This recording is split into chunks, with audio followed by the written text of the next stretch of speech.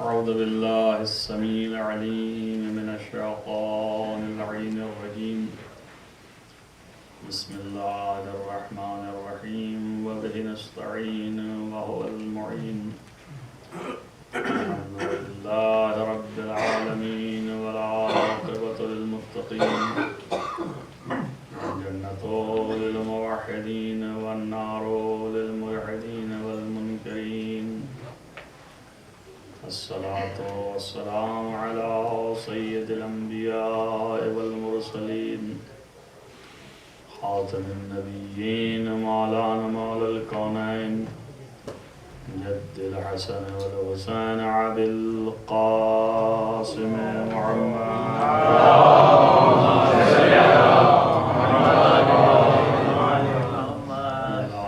على ابن عمه ووزيره ووسيعه وخليفته مطلوب كل غالب غالب كل غالب مولانا علي بن أبي طالب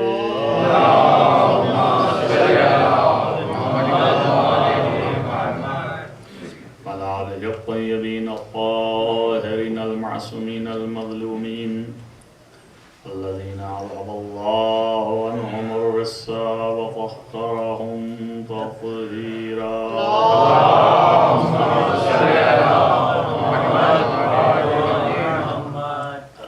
ولعنة الله على أعدائهم أجمعين من يومنا هذا إلى قيام يوم الدين.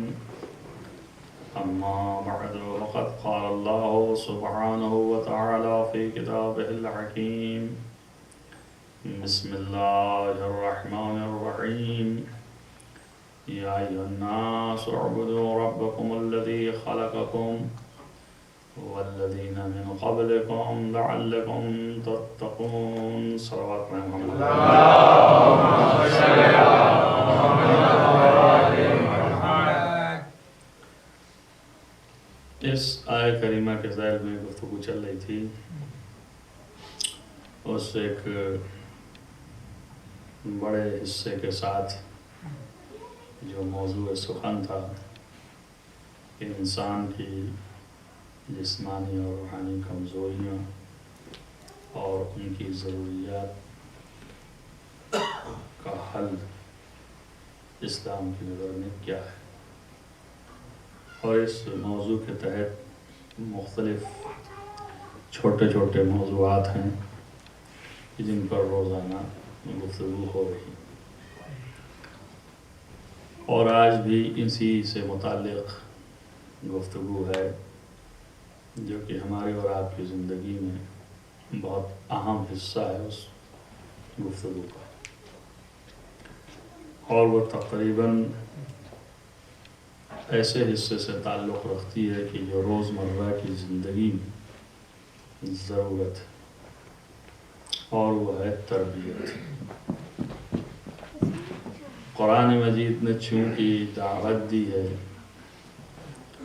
ایسے پروردگار کی عبادت کرنے کی کہ جو رب ہے، یعنی مربی ہے، تربیت کرنے والا ہے.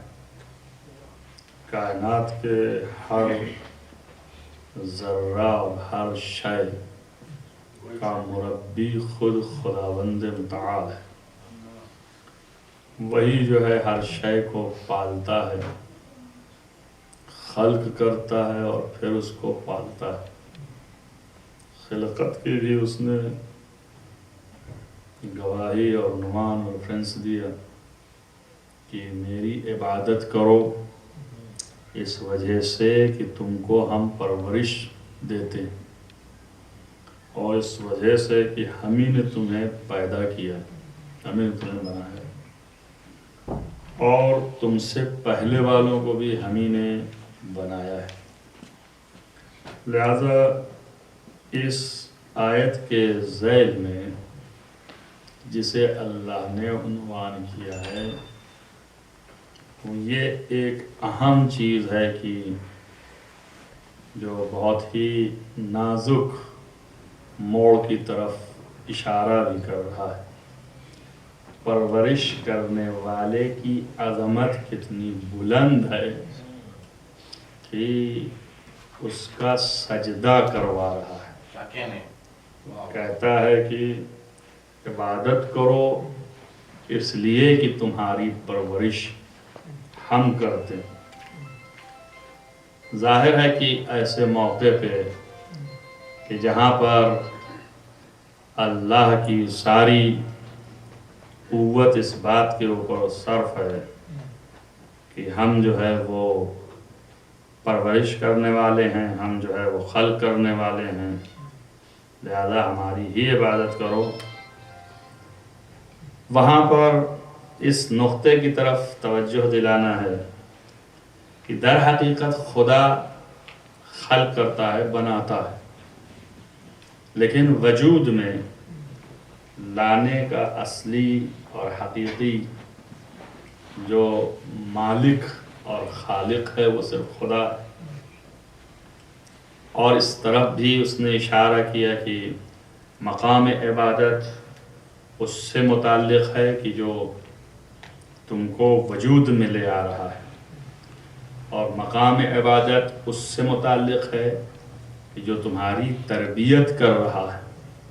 تو اس سے یہ بات واضح ہوئی کہ جو مربی ہے، تربیت کرنے والا، اور جو تم کو وجود میں لانے کا سبب بنتا ہے، اس کا مقام اس حد تک ہے کہ وہ قابل عبادت ہے، پرستش ہے، عبادت ہے. اور اسی سے عظمت والدین کی ظاہر ہوتی ہے کہ والدین چونکہ ان دونوں چیزوں کے سبب ٹھہرتے ہیں. ایک وجود میں لانے کے بھی سبب وہی ہیں، اور دوسرا تمہاری پرورش ظاہری کرنے کے بھی سبب وہی ہیں. لہذا ان کی بھی عظمت اس قدر ہے کہ اگر غیر خدا کا سجدہ جائز ہوتا تو اولاد سے یہ کہا جاتا کہ اپنے باپ کا سجدہ کرو، اپنے باپ کے مرتبے کو پہچانو.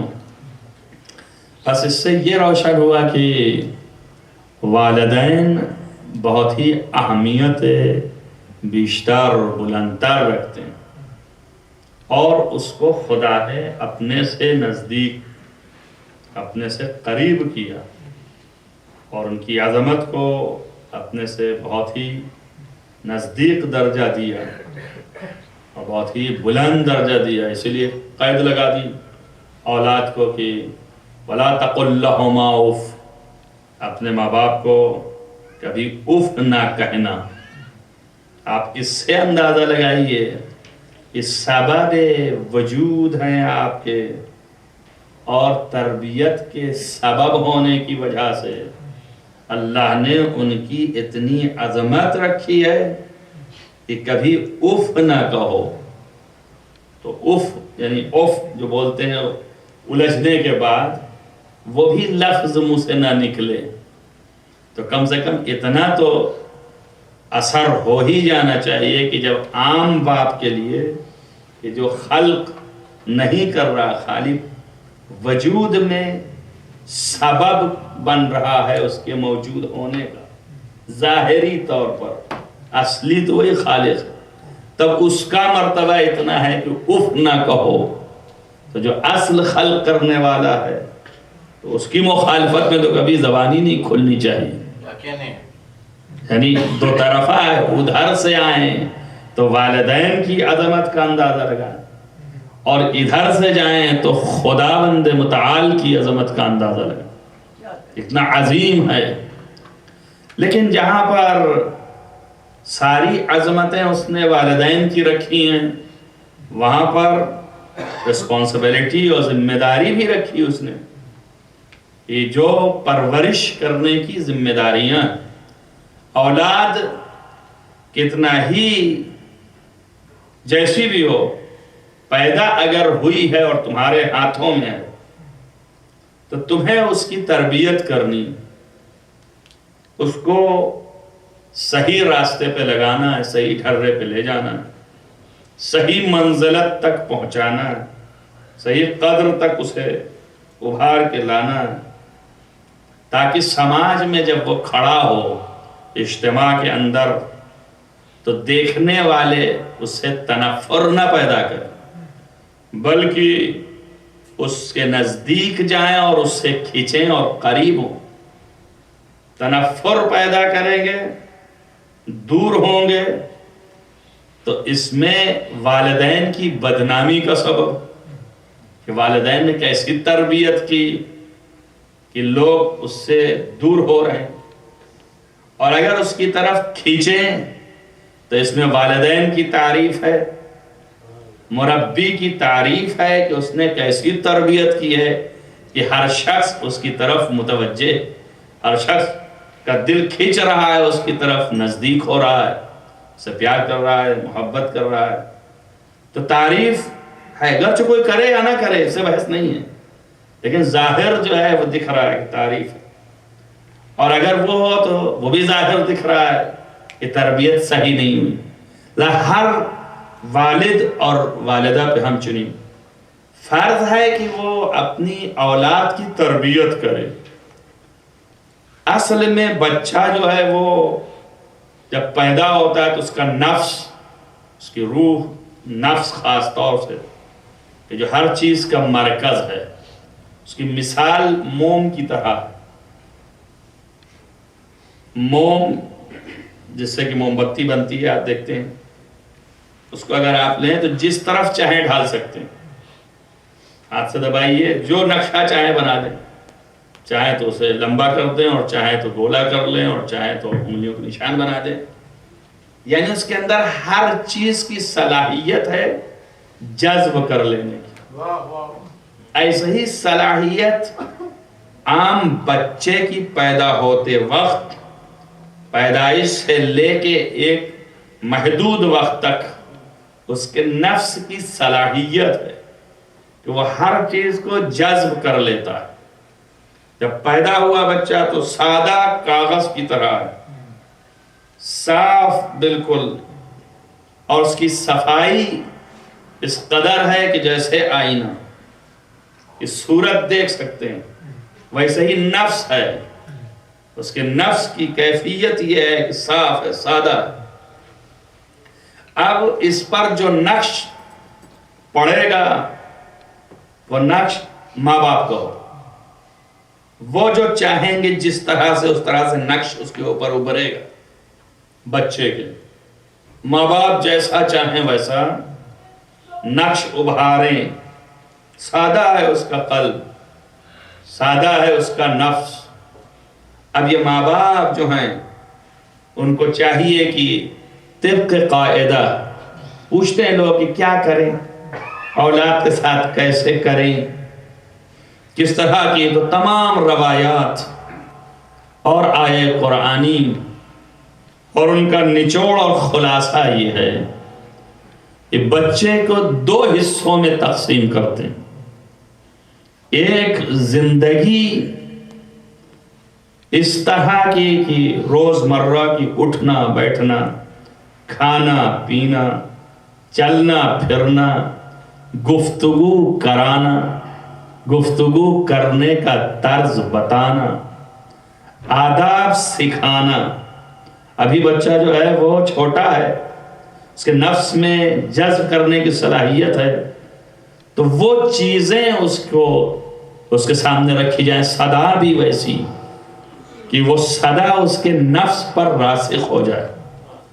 اسی لیے اگر آیات الہی، قرآن کی آیات کی تلاوت اور ان کی صدائیں اس کو بار بار کان میں جائیں تو اس کے نفس میں آیات الہی جذب ہو جائیں گے، اور پھر نفس کے اندر جو پاکیزگی ہے اس پاکیزگی میں ایک صلاحیت ایسی پیدا ہوگی کہ گندگی کو دور سے وہ جدا کرنے کی ایک صلاحیت، مثلا اگر گندگی آئے بھی تو اس کو وہ دفاع کرے گی، آنے نہیں دے گی۔ اس کو قرآن نے کہا یزکیہم ویعلمہم الکتاب یتلو علیہم آیاتہ، پہلے آیت کی تلاوت کرے اور اس سے نفس کو پاک کرے. نفس تو پاکیزہ ہے ابھی اس بچے کا، پاک کیا کرنا ہے، لیکن ایک صلاحیت اس کے اندر ڈیولپ ہوتی ہے، اور وہ صلاحیت یہ ہے کہ بدی کو دفع کرتا ہے، آنے ہی نہیں دیتا اپنے نزدیک. کیوں؟ اس لیے کہ نفس جو تھا وہ سادہ تھا، اس کے اندر دونوں صلاحیتیں تھیں، اچھائی کو بھی جذب کرنے کی اور برائی کو بھی جذب کرنے.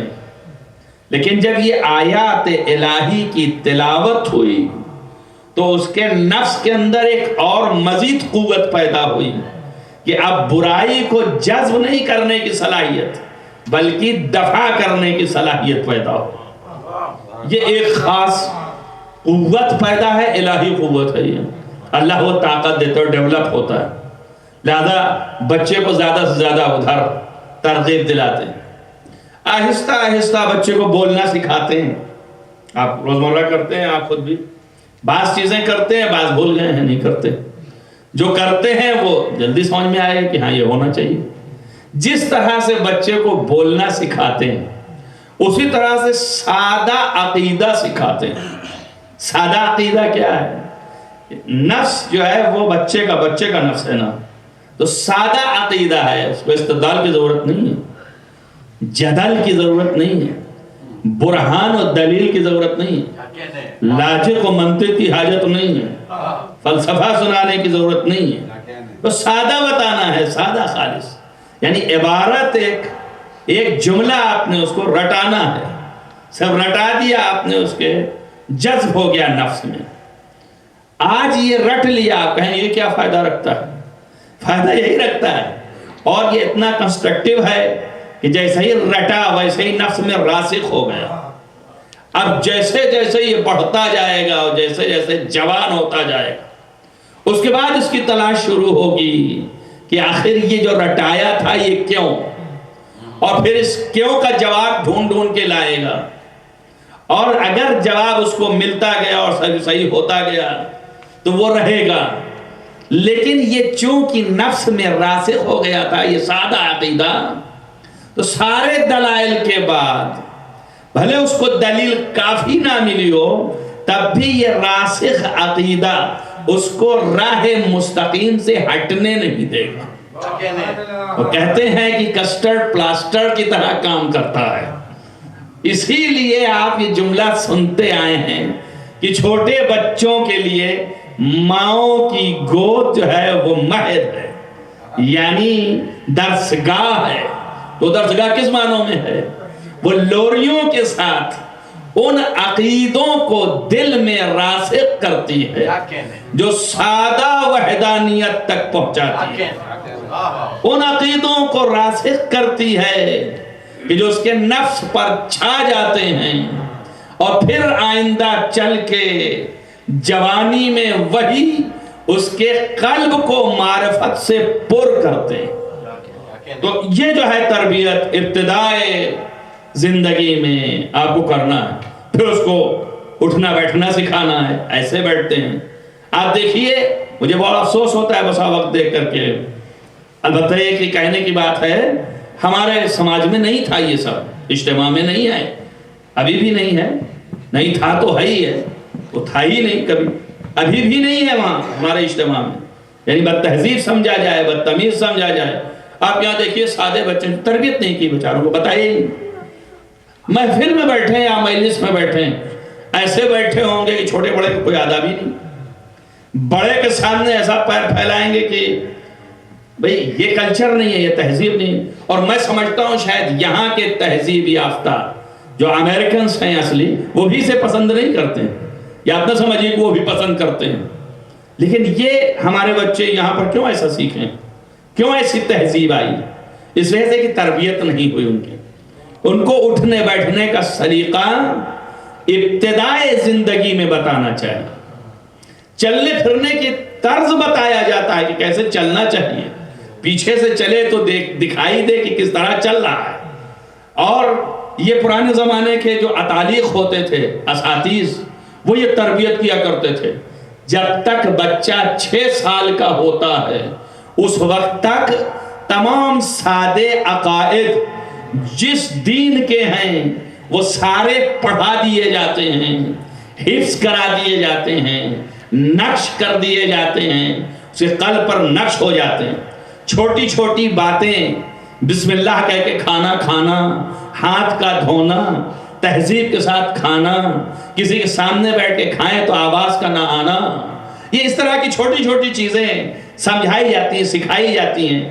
اور یہ وہی وقت ہے ابتدائی، کہتے ہیں تربیت کیسے کریں، اس طرح کی جاتی تربیت، اور دھیرے دھیرے آہستہ آہستہ یہ میدان زندگی ہے۔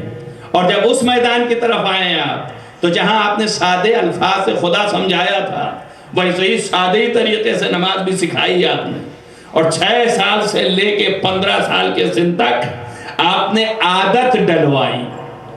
یہ عادت ہے، عادت بن گئی اس میں، لیکن 15 سال کے بعد اب جو اول زندگی میں سکھایا تھا وہی ابھر کے نکلے گا۔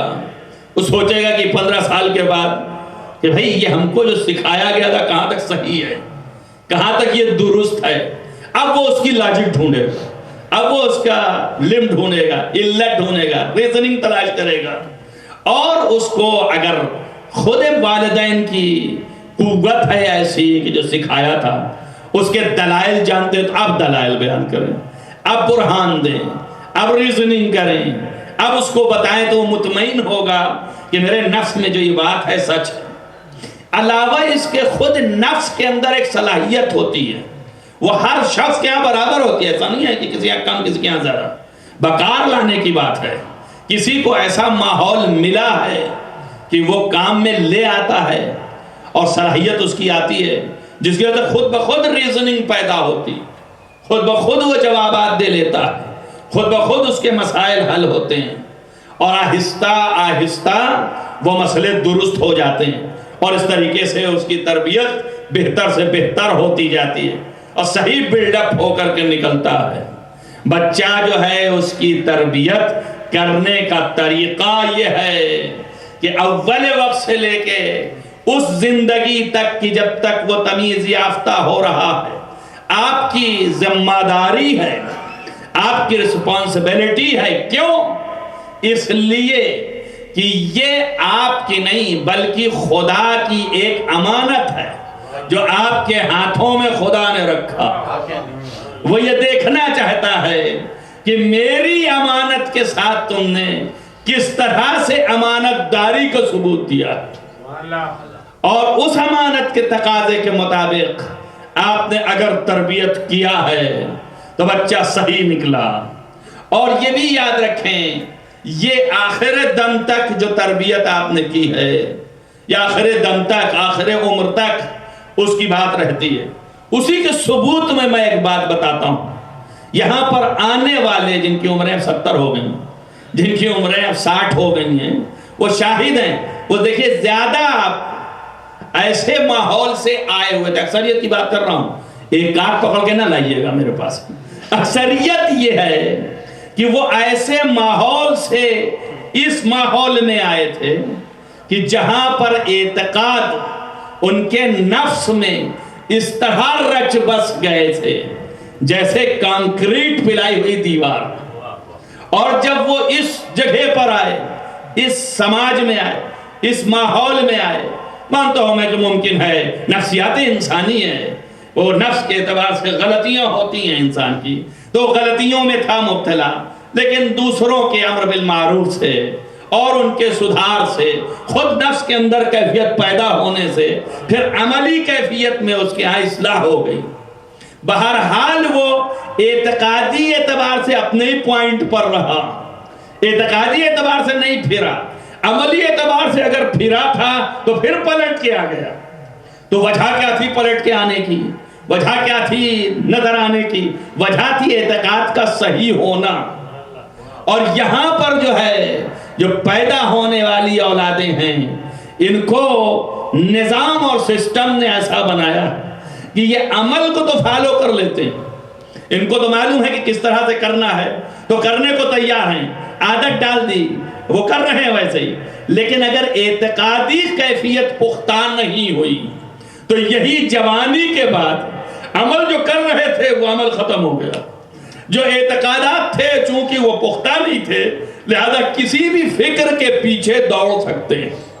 لہذا پرورش کرنا ہر والدین کے اوپر فرض ہے ربانیت کے اعتبار سے، اور یہ ساری باتیں آیات اور روایات کے اندر ہیں.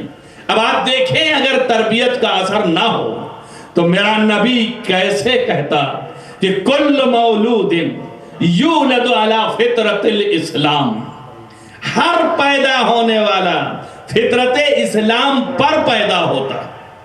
جو فطرت اسلام پر پیدا ہوتا ہے یعنی وہ سادی فطرت لے کے آیا ہے، وہ قوانین پر ڈھلا ہوا نفس ہے، مگر پھر اس کے بعد بگاڑتا کون ہے؟ کہ ابواہ، ان کے ماں باپ جو ہیں اس بچوں کے، ان مولود کے پیدا ہونے والے، یحدعون، اگر یہودی ہیں تو یہودی بنا لیتے ہیں، ویمجسون، اگر مجوسی ہے تو مجوسی کر دیتے ہیں، وینصرون، اگر نصرانی ہے تو وہ نصرانی بنا دیتے ہیں، اگر کافر ہے تو وہ کافر کر لیں گے. تو اس کے معنی یہ ہے کہ نفس جو ہے وہ فطرت اسلام پر خلق ہے، اور اس کے بعد دوسری تربیتیں اس کے اوپر اثر انداز ہیں. اگر کفر کا ماحول ہے تو کافر بنا لے جائے گا، اگر یہودیت کا ماحول ہے تو یہودی بنائے گا، اگر عیسائیت کا ماحول ہے تو وہ عیسائی بنائے گا. یہ مثال کے طور پر نبی نے دیا ہے. یعنی جو تربیت کرنے والے کی فکر ہوگی، جو تربیت کرنے والے کا طرز ہوگا، جو تربیت کرنے والے کا عمل ہوگا، جو اس کا کیریکٹر ہوگا، وہ سارا کی سارا اس بچے کے اوپر اثر انداز ہوگا. اور یہ بچہ ویسے ہی ڈھل کے نکلے گا. کافر ہوگا تو کافر کر لے گا، مسلمان ہوگا واقعی تو مسلمان کر لے گا اس کو، فکر کے اعتبار سے بھی، اعتقاد کے اعتبار سے بھی، عمل کے اعتبار سے بھی. اب آپ دیکھیں کہ جیسی جیسی اس کی حالت ہوگی ویسے ہی کرے لگا. اب کہہ کون رہا ہے؟ نبی ہی کہہ رہا نا. نبی تو کہہ رہا ہے کہ پیدا ہی فطرت اسلام پر ہے، لیکن اس کے بعد جو جیسی تربیت کرنے والا ہے ویسے ہی تربیت میں ڈھل جائے گا. تو اب اگر آپ تربیت کر رہے ہیں مسلمان کی حیثیت سے تو مسلمان بنا لیں گے. اگر کوئی کافر تربیت کر رہا ہے اپنے اعتقاد، اپنے کلچر، اپنی تہذیب، اپنے تمدن کے اعتبار سے ویسا اس کو ڈھال دے گا. کوئی یہودی ہے وہ ویسا اس کو ڈھال دے گا، عیسائی ہے وہ ویسا اس کو ڈھال دے گا. اس کے بعد آپ اپنے میں آ جائیے. اگر مسلمان ہے تو اس کا کیریکٹر جس انداز کا ہوگا، کسی کا جو ہے 25% ہے تو 25% ڈھالے گا، کسی کا 50% ہے تو 50% ماحول اس کے اوپر اثر انداز ہوگا. کسی کے ہاں مذہبیت جو ہے وہ 70% ہے تو 70% ماحول اس کے اوپر اثر انداز ہوگا. اور اگر کسی کی مذہبیت 100% ہے تو 100% ماحول جو اس کے اوپر اثر انداز ہوگا کہ نہیں ہوگا. جو اگر یہودی کے گھر تھا تو یہودی بنا، عیسائی کے گھر تھا تو عیسائی بنا، کافر کے گھر تھا تو کافر بنا، مشرک کے گھر تھا تو مشرک بنا، مسلمان کے گھر تھا تو مسلمان بنا. لیکن مسلمان جو ہے 25 حصے کے برابر تھا تو 25% بنا، 50% کے برابر تھا 50% بنا، 70% کے برابر تھا تو 70% بنا، اور اس کے بعد 100% کے برابر تھا تو 100% بنے گا نا. بھائی دیکھیے یہ بات روشن اگر آپ کے سامنے ہوئی، میں دھیرے دھیرے مثال سے لایا ہوں، تو آپ اس انسان کی قدر پہچانیے گا یہ دیکھ کے کہ تربیت کہاں پایا، کس قدر میں تربیت پایا ہے، کس مہد میں تربیت پایا ہے، کس آغوش میں تربیت پایا ہے. اگر یہ 25% والے کے ہاں تربیت پایا تو 25% دین ہوگا، اور اگر سرے سے دین نہیں تھا تو وہاں سے آیا ہے تو وہاں کی تربیت لے کے آیا ہے. اور یہ یاد رکھیے آپ، بیگانہ جب دوسری جگہ آتا ہے تو اپنے اثرات چھوڑتا ہے. یہ بھی ہے اس کو کہ وہ اپنے چھوڑنا چاہتا ہے کہ میرے بھی اثرات ہو اس کے اوپر. اب جہاں آیا ہے وہاں کے اثرات اگر زیادہ قوی ہوئے تو وہ اس کے اثرات کے اوپر اثر انداز ہوں گے، اور اگر وہ ضعیف ہوئے تو وہ اپنا دھاوی کر لے گا. ایسا ہوتا ہے نا. تو اب آپ اندازہ لگائیں کہ جب سادہ تھا، ابھی کچھ بھی نہیں تھا، سادہ تھا، پیدا ہوا تو کچھ بھی نہیں، یہ تو کافر کے گھر پیدا ہوا، کافر ہو گیا، مشرک کے گھر پیدا ہوا، مشرک ہو گیا، یہودی کے یہاں پیدا ہوا، یہودی ہوا، عیسائی کے یہاں پیدا ہوا، عیسائی ہوا، لبھی کچھ بھی نہیں ہے۔ اب جب آیا یہاں پر تو یہاں کے ماحول کو دیکھنا ہے کہ یہ ماحول زیادہ قوی ہے تو اس کے اوپر اثر انداز ہوگا، ورنہ اس کا ماحول اس پر اثر انداز ہوگا۔ لیکن جو ابتدا سے پیدا ہوا دین فطرت پر، اور پھر اس کے بعد اس کے اوپر کسی قسم کا کوٹ نہ لگا ہو، 25% کا بھی نہیں، 50% کا بھی نہیں، 70% کا بھی نہیں، بلکہ 100% کا کوٹ لگا ہو اسلام کا، تو اس کے ہاں کسی قسم کا اور کھوٹ نظر نہیں آئے گا۔ جتنے اور آنے والے تھے، کوئی کافر تھا وہ آ کر کے اسلام لے آیا، کوئی یہودی تھا وہ اسلام لے آیا، کوئی عیسائی تھا وہ اسلام لے آیا، لیکن علی کی ذات وہ تھی کہ جب پیدا ہوئی تو فطرت اسلام پر، اور جو پرورش پائی تو 100% مسلمان کے ہاتھ، وہ اپنے زمانے کا نبی تھا۔ تو اب سارے اثرات تنہا مسلمان کے نہیں ہیں، بلکہ نبوت کی چھاپ پڑی ہے علی کی تربیت میں۔ تو اگر فطرت بھی ہے تو نبوت پر ڈھلی، عقیدہ بھی ہے تو رسالت پر پلا، اور اگر پرورش پائی تو رسالت کی، اور اگر پلا اور بڑھا تو نبوت کے آئینے میں۔ اسی لیے کہا کہ جب میں نے سونگھا تو رسالت کی خوشبو سونگھی، جب میں نے آنکھ کھولی تو رسالت کو دیکھا، جب میں نے آنکھ کھولا تو میں نے آنکھ کھول کے نور وحی دیکھی، جب میں نے سنا تو وحی کو سنا۔ اسی لیے فرمایا جب نبی کو پہلی آیت نازل ہوئی تو مورخین نے لکھا کہ علی نے ٹھہر کے کہا کہ یا رسول اللہ، اے رسول اللہ، میں کچھ آواز سن رہا ہوں۔ تو نبی نے ٹھہر کے کہا یا علی انتا تسمع ما اسمع، اے علی تم بھی وہی سنتے ہو جو میں سنتا ہوں، تم بھی انتا ترا ما ارا، تم وہی دیکھتے ہو جو میں دیکھتا ہوں۔ ایک صلوات پڑھتے ہیں محمد والا۔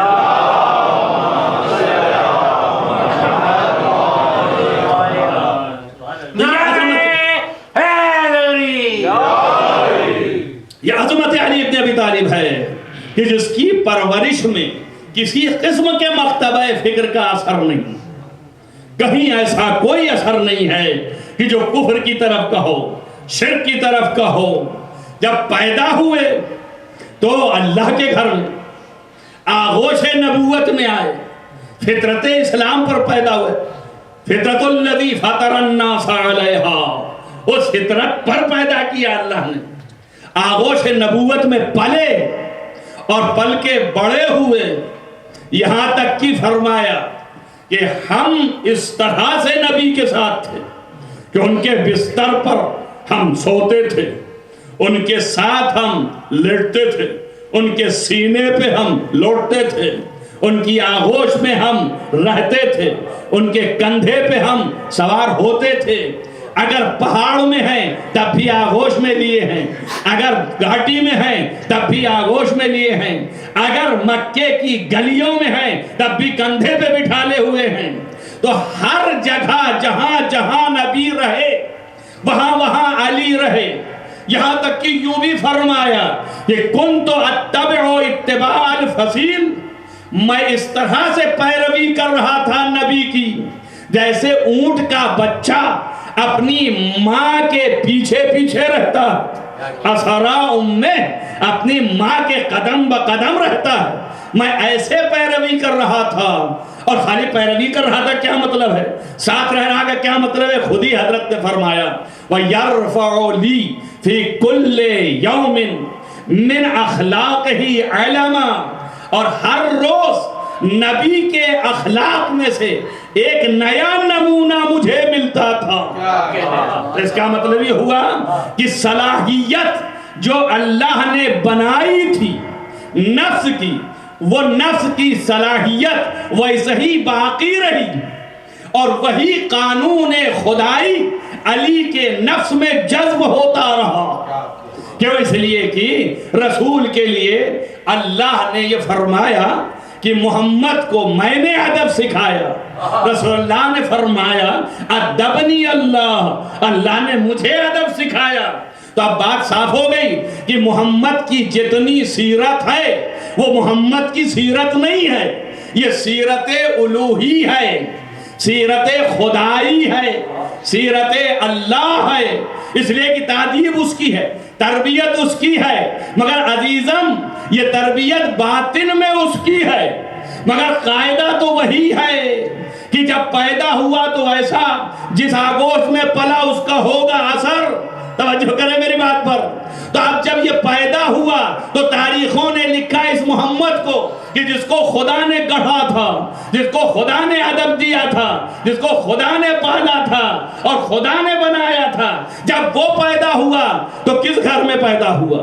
اب تاریخیں ڈھونڈیے آپ. ارے علی پیدا ہوئے تو اللہ کے گھر میں پیدا ہوئے، لیکن نبی جب پیدا ہوئے تو کس گھر میں پیدا ہوئے؟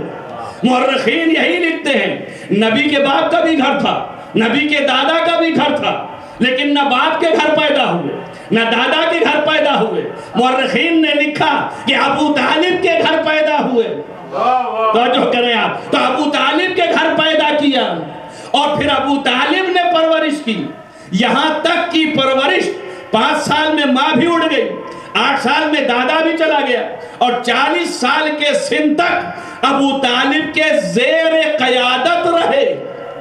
تو اس کے معنی یہ ہیں کہ فطرت اولا تو خدا نے بنا کے بھیجا تھا، ادب تو خدا نے سکھایا تھا. اب ابو طالب کی ہاتھوں پہ پل کے وہی نبوت کے سارے اثرات کا باقی رہ جانا اس بات کی دلیل ہے کہ فطرت و تربیت ابو طالب مطابق نبوت تھی. صلوات پڑھیں محمد والے محمد.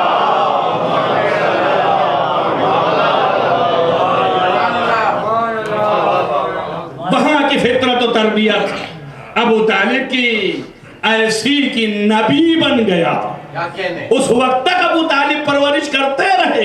یہ بھی تاریخ عالمیہ ہے بھئی. اس وقت تک ساتھ نہیں چھوٹا تربیت کے لحاظ سے. تربیت میں ہوتا کیا ہے یہ بھی یاد رکھیں. تربیت کے اندر تحفظ بھی ہے. آپ کو اسی طرح تحفظ کرنا ہے. آپ ایک درخت لگاتے ہیں تو درخت کے آخری دم تک تحفظ میں رہتے ہیں نا، جب تک کہ ثمر نہ آ جائے. اور جب ثمر آ گیا تو دلچسپی اور بڑھ گئی. یہ ثمر ہے، اب یہ ہم کو مزہ دینے والا ہے. تو جب تک ثمر نہیں آیا ابو طالب وہاں پر تحفظ کرتے رہے. اور ثمر تھا محمد کا نبوت. تو جیسے ہی نبوت کا اعلان ہو گیا تو ثمر آ گیا نا. اب یہ ثبوت ہے کہ اگر نبوت کی فکر ابو طالب کے فکر کے خلاف ہوتی توجہ کریں آپ تو کبھی نہ اسے چیدتے، نہ کبھی اس کا تحفظ کرتے، نہ تحفظ بعد میں تحفظ کا انتظام کرتے. یہ بعد میں بھی انتظام کرنا اور 40 سال تک انتظام کیے رہنا اس کے تحفظ کا اور تربیت کا، یہ اس بات کی دلیل ہے کہ ثمر بھی ابو طالب کا ہی ہے. فکر بھی ابو طالب کی، ثمر بھی ابو طالب کا. یعنی ابو طالب کی زندگی وہ ہے کہ جس کے اعتقاد میں بھی نبوت ہے اور عمل میں بھی نبوت ہے. ایک صلوات پڑھیں محمد والے.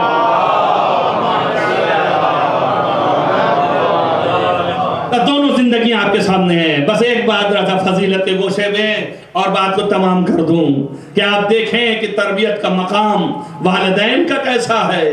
اور قرآن نے قیامت تک کے لیے، ایک دن کی مجلس میں نے ذکر کیا تھا اسی تقریروں کے درمیان، کہ قیامت تک کے لیے قرآن نے اس کو محفوظ کر دیا. ابھی قرآن قیامت تک رہے گا نا، تو ایسا محفوظ کر دیا ہے. ابو طالب کی عظمت کو قرآن نے محفوظ کر دیا. اب یہ کبھی ہٹائے نہیں ہٹے گا. آپ کا منہ ہے آپ جو چاہیں کہیں، مگر اللہ نے محفوظ کر دیا. بھئی تربیت کس نے کی؟ ابو طالب نے کی نا. تو اب جب بھی کبھی ابو طالب کا نام محمد کی نسبت سے آئے گا تو یہی کہا جائے گا کہ مربی رسول اللہ، مربی ہیں یعنی تربیت کرنے والے. آپ دیکھیں تربیت کرنے والے کے لیے قرآن نے کیا کہا؟ قُلْ رَبِّ ارْحَمْهُمَا كَمَا رَبَّيَانِي صَغِيرًا. اے پیغمبر تم دعا کرو اس کے لیے، کہو اس کے لیے جس نے تم کو بچپنے میں تربیت کیا ترحم کر کر کے، اس کے لیے دعا کرو توجہ کریں آپ، اگر والدین مراد ہوتے تو پھر خدا کہتا کہ اے محمد کہو ان کے لیے رحمت کی دعا کرو کہ جنہوں نے تمہیں پیدا کیا. توجہ کریں آپ، بلکہ یہ نہیں کہا، بلکہ یہ کہا کہ جنہوں نے تمہیں بچپنے میں تربیت کی ہے اور ترحم کے ساتھ اسی طریقے کی رحمت کی دعا تم بھی کرو. اللہ اکبر. تم جو کچھ چاہے ڈھونڈو ابو طالب کے بارے میں، لیکن خدا نے یہ کہا کہ میری نظر میں اگر اس کا مقام ہے تو نبوت کے ذریعے سے قیامت تک کے لیے دعا کروائے دیتا ہوں. توجہ کریں آپ، اور نبی کی دعا مستجاب ہے، اور یہ دعا ایسی ہے قُلْ رَبِّ ارْحَمْهُمَا، تم اس کے لیے دعا کرو رحمت کی. اور نبی قیامت تک ختم نہیں ہوگا، یہ حکم قیامت تک کے لیے ہے، اور نبی قیامت تک دعا کرتا چلا جائے گا. تو اب ابو طالب کی عظمت کا اندازہ لگائیں کہ مقام تربیت نبوت میں آئے تو قیامت تک کے لیے نبی کو رحمت کی دعا کرنی پڑ گئی. اور یہ اس کا صلہ ہے کہ حضرت ابو طالب نے جو تربیت کیا، اللہ نے اسی وجہ سے نسل میں ایسی اولادیں رکھیں کہ جو نبوت کی بقا کی ضامن ہوئے. آپ اندازہ کریں یہ وہ عظمت ہے کہ قرآن نے محفوظ کر دیا. قُلْ رَبِّ ارْحَمْهُمَا كَمَا رَبَّيَانِي صَغِيرًا.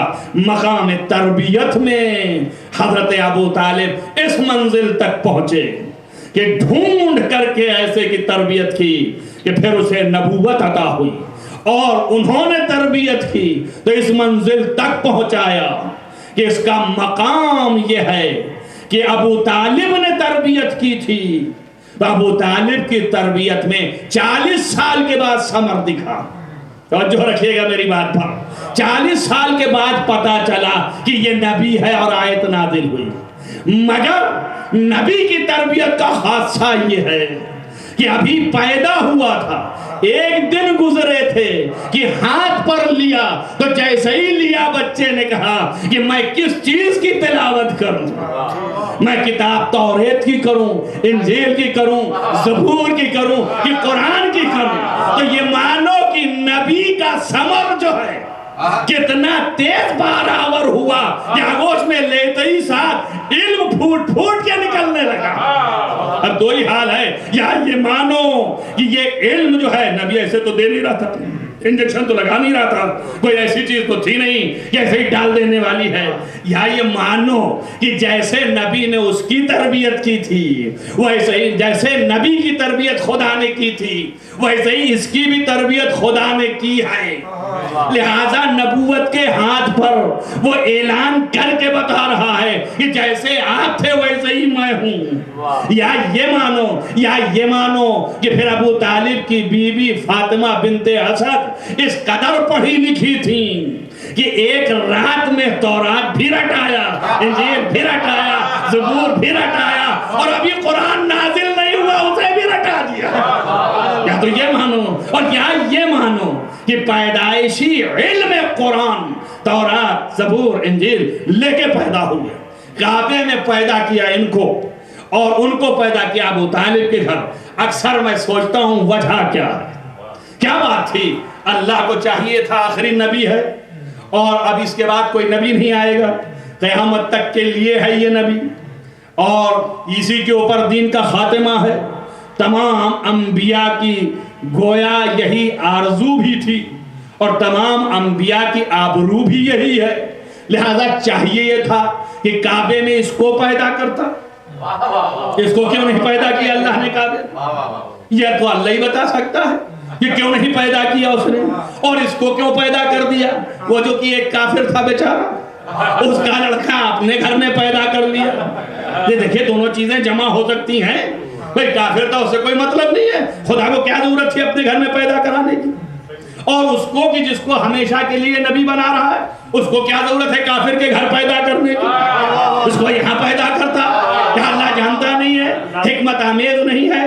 یقیناً کچھ حکمت تو ہوگی. اب وہ اللہ ہی جانے، اللہ جواب دے گا. لیکن میری نظریں یہ دیکھ رہی ہیں کہ انہی دونوں پہ الزام لگنے والا تھا. توجہ کریں میری بات پر، دونوں پہ الزام لگنے والا تھا. چونکہ دونوں پہ الزام لگنے، کون تو باپ بیٹے دونوں پہ الزام لگنے والا تھا. تو سمجھو بات کو، رسول کا کوئی مسئلہ ہی نہیں، ان کا تو سب صاف ہے یہاں سے وہاں تک. چونکہ دونوں پہ الزام لگنے والا تھا، باپ پہ بھی اور بیٹے پر بھی، اس الزام کو صاف کرنے کے لیے خدا نے ایسا کیا. ابو طالب پر کفر کا الزام لگنے والا تھا، اس لیے نبی کو ان کے گھر پیدا کیا. اور علی پر خدائی کا الزام لگنے والا تھا، اس لیے اپنے گھر پیدا کر دیا، تاکہ دنیا کو سمجھ میں آ جائے کہ یہ بھی بندہ ہے اور وہ بھی مومن ہے. صلوات پڑھیں محمد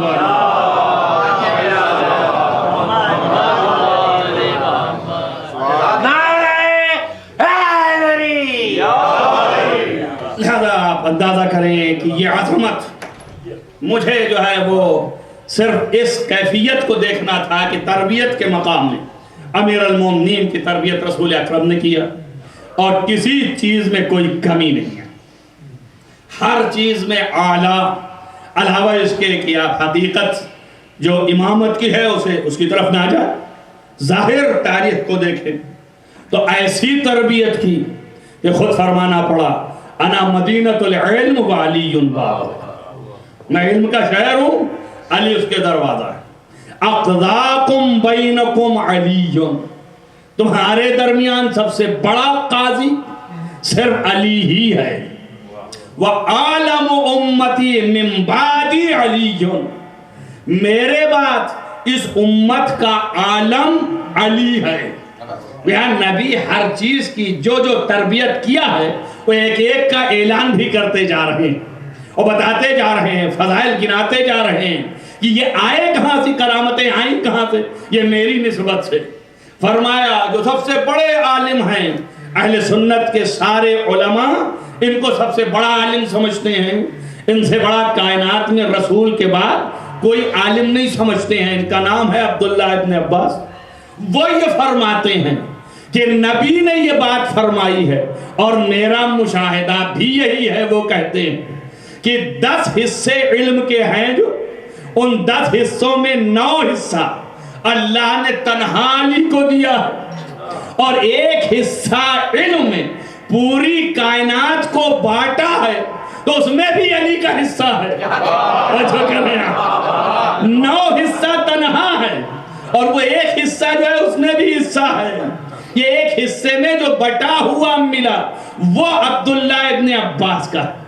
خود ہی ارشاد فرماتے ہیں کہ ہمارے علم کی نسبت علی ابن ابی طالب کے علم سے ایسے ہے جیسے 7 سمندر کے مقابل 1 قطرہ.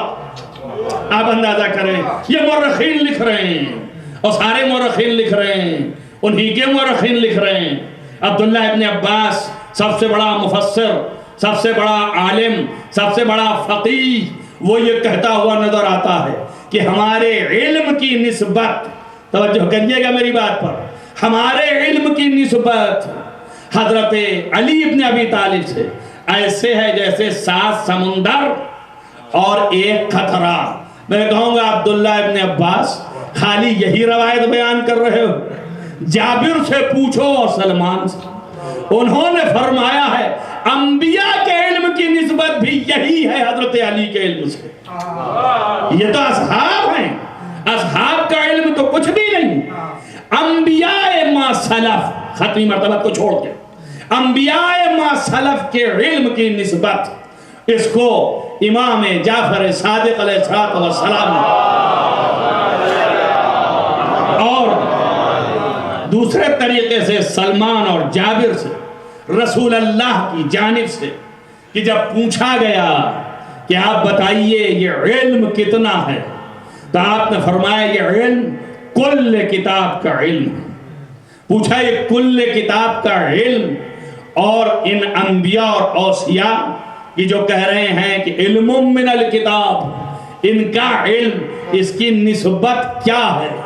تو آپ نے فرمایا کہ اس کی نسبت ان سمندروں اور قطروں کے برابر ہے، کہ یہ علی کا علم جو کل کتاب کا علم ہے سمندر، 7 سمندر، اور ان انبیاء کا علم جو ہے قطرہ ہے. اور اس سے متعلق حدیث پیغمبر کی یہ کہ 72 اسم اعظم اللہ کے، ان 72 یا 73 جتنے اسم اعظم اللہ کے، ان میں سے سارے اسم اعظم اللہ نے علی ابن ابی طالب اور مجھ کو عطا کیا، اور 2 اسم اعظم میں انبیاء کو تقسیم کیا۔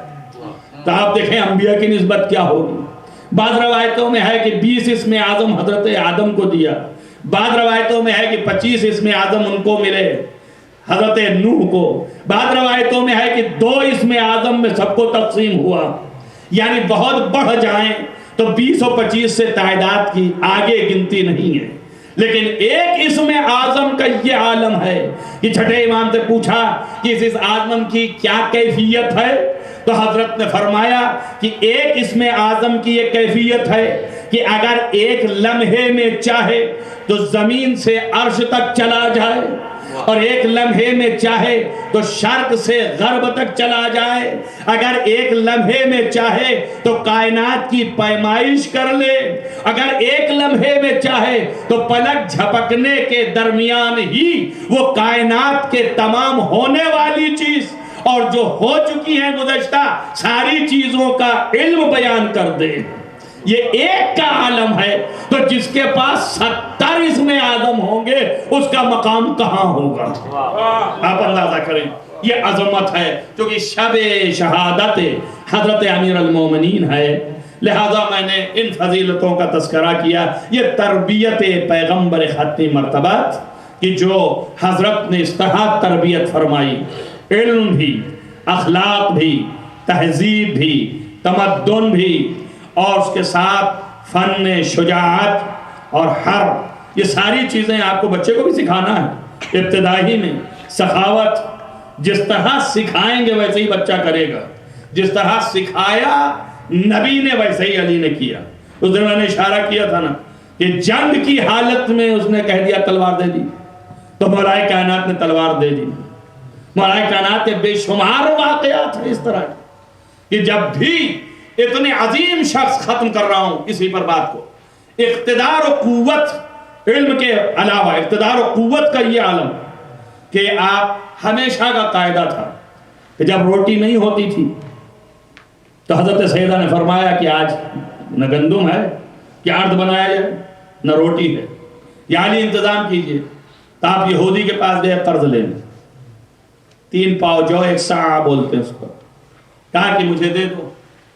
جب وہاں آپ تشریف لے گئے تو اور بھی لوگ بیٹھے تھے، اس نے کہا ابھی دیتا ہوں، لے کے آیا، اس نے کہا یا علی ایک بات پوچھوں؟ آپ نے کہا پوچھ۔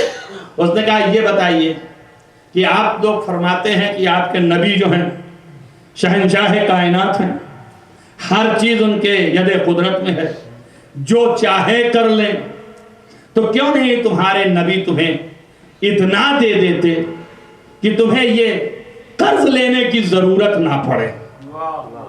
بس جیسے ہی یہ کہا مولا نے مسکرا کے کہا دیکھ، نبی تو بڑی چیز ہے، نبی بہت بڑی چیز ہے، میرا نبی جو ہے بہت بڑی چیز ہے، ابھی اس کے چاہنے والوں میں کچھ ایسے بندے ہیں کہ اگر وہ اس دیوار کو اشارہ کریں کہ سونا ہو جا تو یہ سونا ہو سکتی ہے۔ آپ نے ابھی کہا تھا کہ سارے حاضرین نے دیکھا کہ دیوار سونا ہو گئی، تو حضرت نے فرمایا کہ میں نے تجھ سے کہا نہیں تھا کہ سونا ہو جا، میں تو مثال دے رہا تھا۔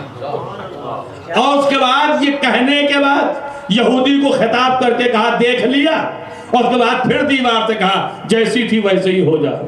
دیوار جیسی تھی ویسے ہی پھر پلٹ گئی۔ کیا یہ سارا اقتدار ہونے کے بعد ہم اس دنیا میں اپنا اقتدار دکھانے نہیں آئے، بلکہ مثال زندگی قائم کرنے آئے، خدا کے نام کو باقی رکھنے آئے۔ بس عزیزان گرامی، یہ علی ابن ابی طالب وہ ہیں، اسی لیے اس جملے کی قدر اب کریں آپ کہ سارا اقتدار و قوت سب کچھ ہونے کے بعد زندگی ایسی گزاری، اور اس کے بعد یہ ہے جملہ کہ جب فرق مبارک پر شمشیر لگی تو آپ نے ایک ہی جملہ کہا فستو برب الکعبہ، یعنی کیا؟ یعنی رب کعبہ کی قسم میں کامیاب ہوا۔ کامیابی کب ہوتی ہے؟ جب جس چیز کے لیے بھیجا گیا ہے اس کو اسی طرح انجام دے دینا۔ یہ کامیابی کا اعلان سارے جہان کے سامنے علی ابن ابی طالب کیوں کر رہے ہیں؟ اس لیے کہ پوری کائنات شاہد ہو جائے کہ ہم نے کیا کیا کیا ہے اور اس میں ہم کامیاب رہیں۔ کیوں؟ قرآن کہتا ہے کہ یہ امانت جو ان کو دی گئی تھی، یہ امانت زمین کے سامنے رکھی گئی کہ تم اسے برداشت کر سکتے ہو، انکار کر دیا۔ پہاڑوں نے انکار کر دیا، آسمان نے انکار کر دیا، ایک ایک ذرے نے انسان سب انکار کر دیا۔ فقط ایک انسان تھا، فحملها الانسان، اس انسان نے اس امانت کو اٹھا لیا اور کہا میں اسے پورا کروں گا۔ اسی امانت کو علی نے پورا کیا۔ فرمایا فزت برب الکعبہ، اپنے رب کعبہ کی قسم کھا کے کہتا ہوں کہ میں کامیابی سے اٹھ رہا ہوں۔ تو یہ کامیابی کی زندگی تھی۔ عزیزان گرامی، وہاں یہ آواز آتی ہے قرآن کی، اور قرآن سے لفظ کو ملائیے کہ قرآن کہتا ہے والذین آمنوا وعملوا الصالحات، جو لوگ ایمان لے آئے اور عمل صالح انجام دیے، اور اس کے ساتھ وَيَخْشَى اللَّهَ، اور اللہ سے ڈرے، وَيَتَّقِي، اور اس کا تقوی اختیار کیا، اولئک ھم الفائزون، یہی وہ لوگ ہیں جو کامیاب لوگ ہیں۔ اور یہی لفظ علی نے فرمایا فزت برب الکعبہ، یعنی قرآن نے بھی تصدیق کی اور علی کے لفظ نے بھی بتایا کہ ہم وہ ذات ہیں۔ عزیزان گرامی، ختم کیا، یہ شب میں پرسے کے لیے ہیں آپ آئے، یہ شب دوم ہے۔ کل کی شب جو تھی اس کی صبح میں ضربت لگی تھی، اور جب ضربت لگی تھی کل میں نے مسائل کے طور پر آپ کے سامنے پڑھا کہ یہ ضربت کے لگنے کے بعد کے حالات یہ تھے کہ تمام اصحاب جمع تھے اور مولا کی دیکھ ریکھ کر رہے تھے، حفاظت کر رہے تھے، اور کچھ اصحاب باہر نکل گئے تھے اس قاتل کی تلاش میں کہ جس نے قتل کیا تھا۔ روایتیں کہتی ہیں تلاشتے پھرے یہاں تک کہ کوفے کے باہر خارجیوں کا ایک چھوٹا سا جھوپڑا بنا ہوا گاؤں تھا جہاں پر یہ جا رہے تھے۔ وہاں پہنچ کے کچھ صحابیوں نے پکڑا، جب پکڑا تو اپنے اندر خنجر چھپایا ہوا تھا اور اس کو دبا کے لے کے آئے، یہاں تک کہ اسی کی چادر سے یا رسی سے اس کو اس قدر مشکیں باندھی تھی کس کے کہ اس کے لگ رہا تھا۔ جب مولا کے سامنے لے آئے اور لا کے کھڑا کیا تو سب سے پہلے علی نے کہا کہ اس کی مشکیں کھول دی جائیں، اس لیے کہ اس کے تکلیف ہو رہی ہے، مجھ سے دیکھا نہیں جا رہا ہے۔ عزیزو، رسن بندھی تھی اور رسن کھولنے کا حکم دے دیا، اور اس کے بعد دیکھا کہ لوگوں نے کھینچا تھا تو کہا ادب کے ساتھ، اور اس کے بعد جو علی کو پانی دیا گیا اور یا شربت پیش کیا گیا تو آپ نے خود نہیں پیا بلکہ بڑھا دیا اس قاتل کو، کہا لے تو پی لے، تو پیاسا ہے دل بھر کا۔ اور ایک بات عجیب و غریب فرمائی آپ نے اور یہ کہا دیکھ کر کے کہ کیا میں تیرا برا امام تھا کہ تو نے مجھے اس نوبت تک پہنچایا؟ سر جھکا لیا قاتل نے۔ یہ سارے علی کے کردار ہیں عزیزو۔ بس میں نے روایت پڑھی جہاں یہ لکھا ملا کہ علی ابن ابی طالب نے جیسے ہی اپنے قاتل ظالم کو دیکھا کہ مشکیں بندھی ہے تو کہا کہ اس کو برداشت نہیں ہے، مجھے بھی برداشت نہیں ہو رہا، کھول دو۔ میں کہوں گا مولا یہ کوفہ ہے، آپ اپنے قاتل کے جو رسن بندھی ہے وہ برداشت نہیں کر پا رہے۔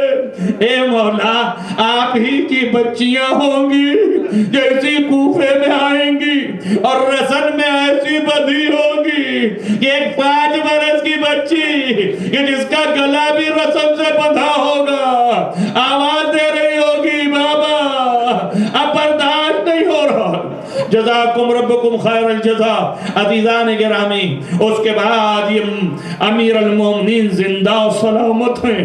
روایت کے فقرے ہیں کہ آپ کو وہ تخت لایا گیا تخت پر آپ کو لٹایا گیا اور اس کے بعد پھر اٹھا کے آپ کو اپنے بیت السرا تک پہنچانے سارے اصحاب جمع ہو کر کے چلے. ادھر جو ہے مسجد کوفہ ہے، ادھر مولا کا گھر ہے، زیادہ فاصلہ بھی نہیں ہے، پشت پر گھر ہے. مانا کہ در سے اگر آتے رہے ہوں گے تب بھی بہت زیادہ فاصلہ نہیں ہے، مگر لکھا یہی ملا کہ سارے اصحاب پیچھے پیچھے اور چیختے چلاتے روتے پیٹتے.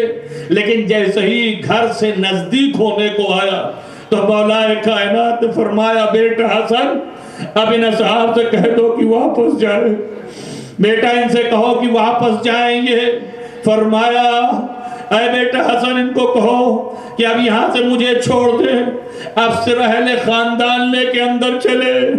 جب حسن چاہے کہ کچھ بولے، کہا بابا یہ اصحاب بہت چاہ رہے ہیں آپ کو، مان نہیں رہے، آ رہے ہیں پیچھے، کیا کروں؟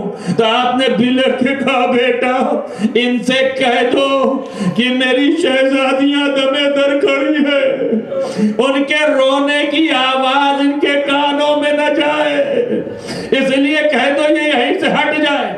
حسن نے فرمایا بابا کا حکم ہے کہ تم یہاں سے جاؤ، اس لیے کہ میری بہنیں دمے در ہے. اصحاب پیچھے ہو گئے، اہل خاندان لے کے اندر چلے گئے.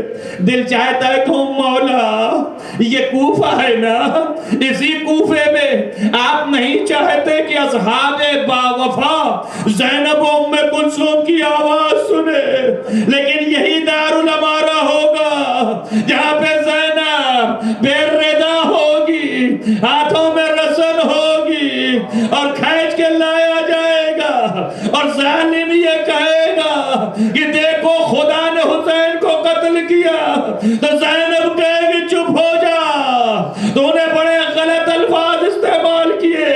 یہ امام ہے اور اللہ کا امتحان ہے. جزاکم ربکم خیر الجزا. عزیزوں لے جا کر کے رکھ دیا گیا اور انشاءاللہ المستعان یہ آپ آئندہ میں پڑھوں گا سنیں گے کہ یہ کیفیت اتنی اچھی تھی کہ جب لے کر کے آئے تو گھر والے سارے امیر المومنین کا زندہ تخت لیے ہوئے اندر داخل ہو رہے ہیں اور اس کیفیت میں مگر زینب و ام کلثوم اپنا بہن کر کر کے رو رہی ہے، آواز دے رہی بابا یہ آپ کے ساتھ کیا ہو گیا؟ میرے بابا آپ کو کس ظالم نے یہ کیا؟ اے بابا آپ کے فر پر کس نے یہ ضربت لگائی؟ بچیاں نزدیک ہیں اور علی بولتے جا رہے ہیں میرے پیاریوں میرے دل بند خاموش رہو، میں زندہ ہوں سلامت ہوں تمہارے سامنے، مگر بچیوں کے آنسو نکل رہا ہے. دل چاہتا ہے کہوں شہزادی یہ آپ کا بابا زندہ آیا ہے، اس کو کوئی مصیبت تو نہیں ہے اور آپ روتی جاتی ہیں. اہل خاندان بھی اور باپ بھی تسلی دے رہا ہے کہ ابھی میں زندہ ہوں، لیکن ایک بچی ہے جب اس کا بابا قتل ہو جاتا ہے تو اس کے آگ لگتی ہے دامن میں، پکارتی ہے بابا آپ کہاں ہیں؟ اور دوڑی مقتل کی طرح تو کٹی ہوئی گردن سے آواز آئی الیہ الیہ سکینہ، تیرا باپ یہاں ہے سکینہ. عزیزوں لکھا ہے سکینہ باپ کی میت سے لپٹی تو ظالم نے چاہا کہ جدا کرے، سکینہ نہیں اٹھ رہی تھی، ایک مرتبہ بازو پکڑا اور تازیانہ اٹھایا، اتنی تیز پشت پہ مارا کہ زینب کو کہنا پڑا اے شمر بچی یتیم ہے.